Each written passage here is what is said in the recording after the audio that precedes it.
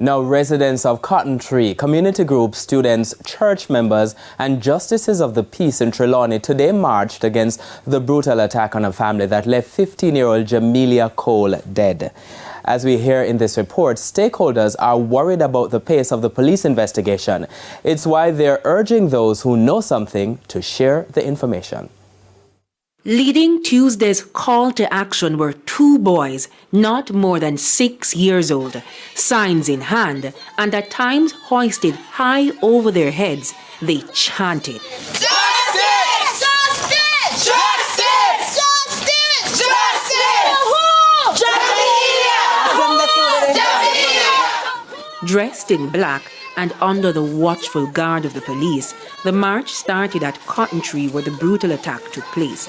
Among the protesters, relatives, residents, friends. It go right down to my bone because I have my grandchildren and it could have happened to any one of them. So I'm here today showing my solidarity with the community, how sad this is, and we don't want this to happen again. 15-year-old Jamelia Cole was at home with her mother and a female relative when men attacked them. The teen was sexually assaulted. She died from injuries sustained. 2 men were arrested, but when our news team asked if charges will be laid, the police declined to comment.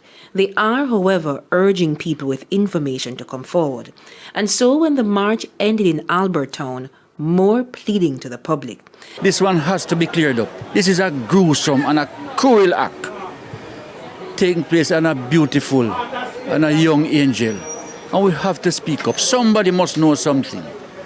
This can't just be a 9-day wonder. Jamelia, who was a student at the Troy High School, was remembered as bright, witty, but polite. Holding back the tears, her friend recounted one of his last memories with her. Jamelia was not only a schoolmate, but she was a friend to me. She was humble and free-spirited. She grasped every opportunity she could to crack a joke, especially when it came to my height. To her peers, she was peaceful. I have never heard of her in dispute with anyone.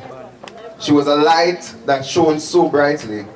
Her presence graced our corridors, leaving an indelible mark on our hearts and minds. Principal Eddie White announced that a scholarship fund has been created in the child's honor. The successful candidate will receive the invaluable Jamelia Cole Trophy and a bursary towards tertiary education.